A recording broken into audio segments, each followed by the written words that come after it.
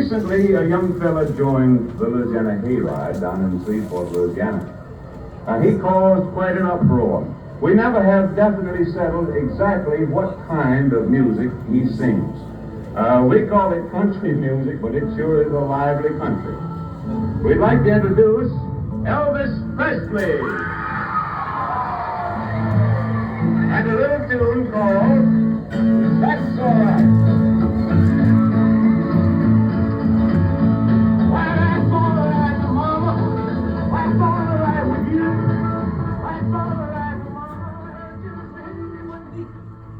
There you go. Yeah, it wasn't long after that little boy from Tupelo, Mississippi, he became one of the most recognizable faces on the planet.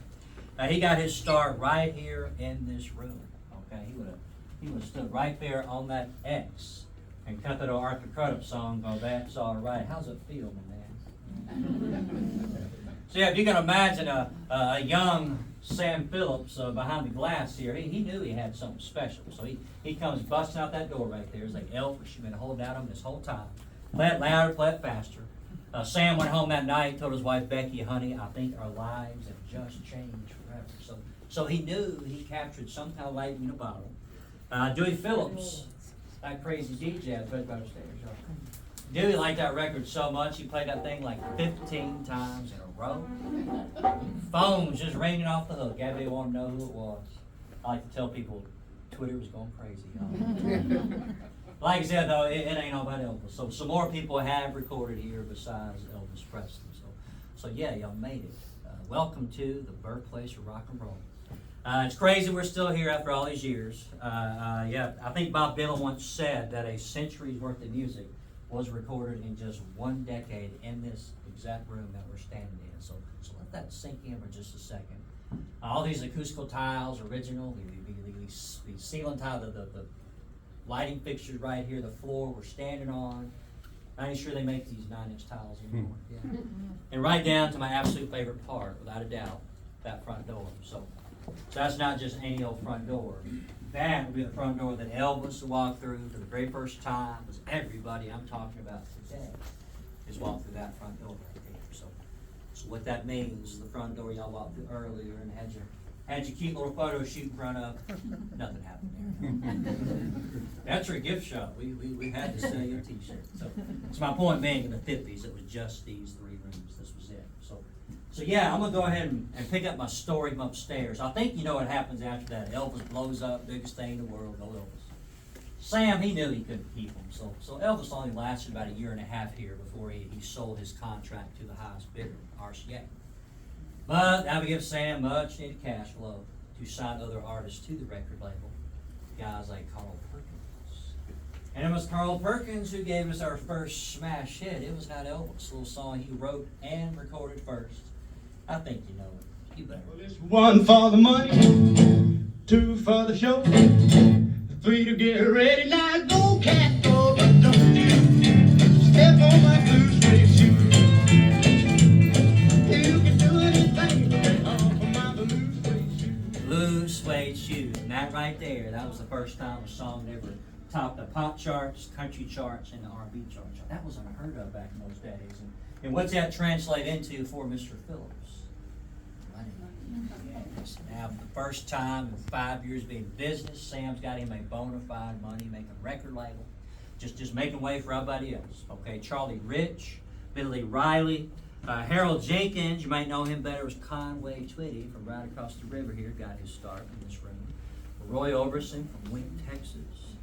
Barbara Pittman. The original Gene Simmons, not the fake one who stole his name. Google that. But without a doubt, my all-time favorite. Another fellow Arkansan out here from right across the river. Fresh out of the Air Force, the man in black, Mr. Johnny Cash. So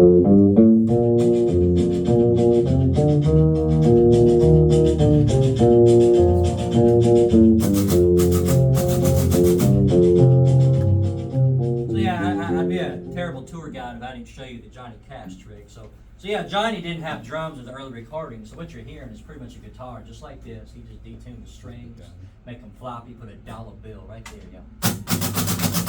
And he was his own drummer, you don't love it. Wide open all the time. I keep the ends out for the tie that bind. Because you're mine, I walk the line. There you go. Oh, hush, y'all are easily impressed.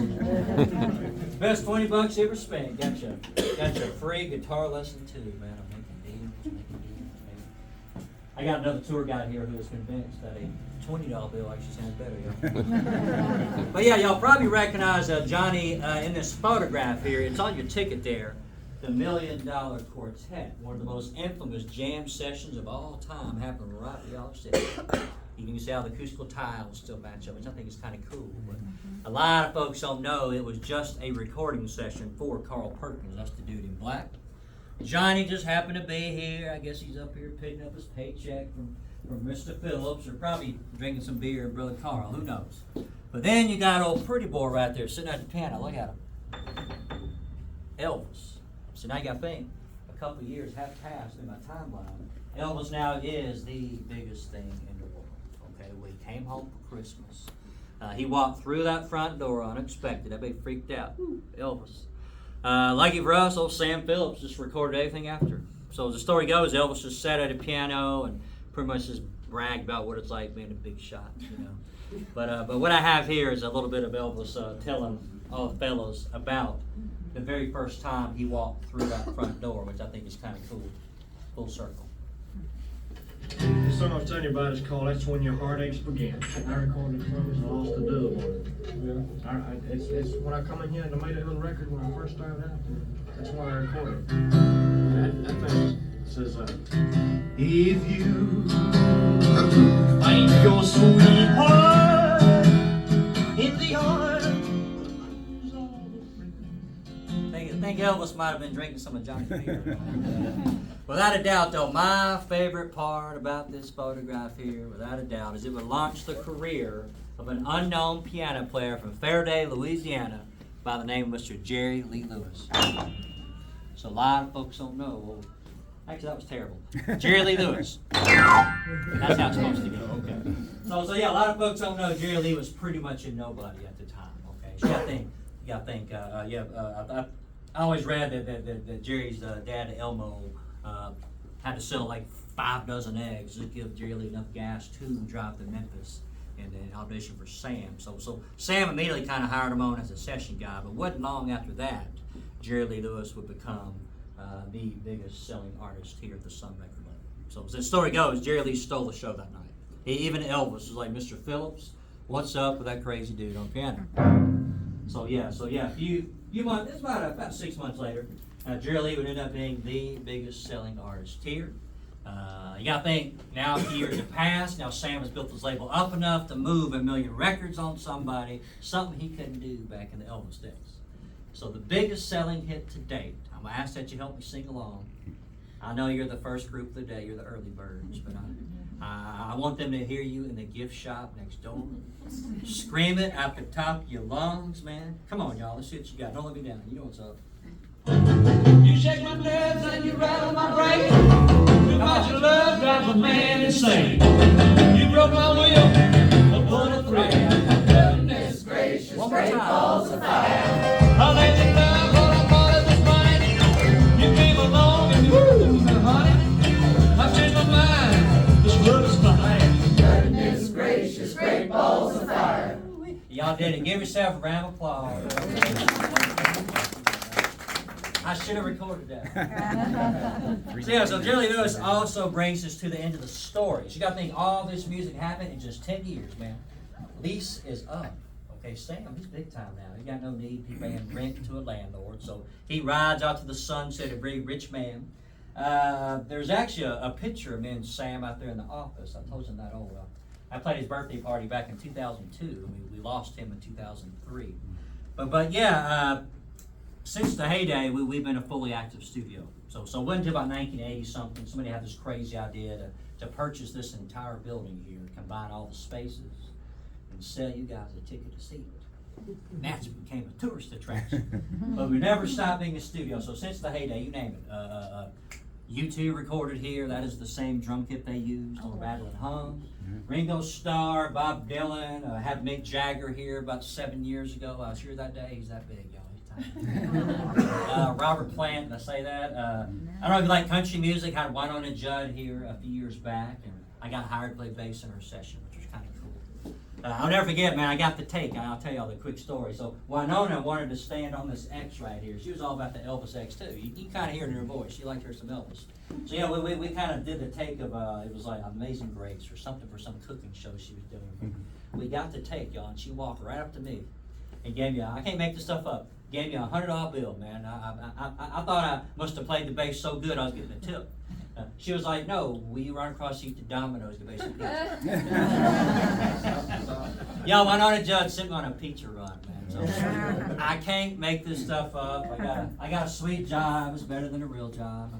I hang out here twice a week. Y'all got me Monday and Tuesdays. So anyway, I'm saving the best for last. I'm gonna cut you guys loose. Thanks for listening to me. I tend to ramble sometimes, but I love this, man. It's better than a real job, let me tell you. So here we go. So what you're looking at here is one of the original microphones to the studio. Sam gave it to us. He swore everybody sang out this microphone. He gave it to us on one condition. He wanted it in this room where it always lived, where it belongs. People can touch it and take the picture with it. Which I thought was cool of Sam to do. So with that being said, I'm going to let y'all take your picture with the rock and roll microphone. Just be careful with her. Do not lick or kiss the rock and roll microphone. Be surprised, gotta say that. And if you're not sure what to do with a rock and roll microphone, there's a pretty boy to show you how it's done. And that right there brings me to the end of Motor Rock and Roll Tour. Thank y'all so much.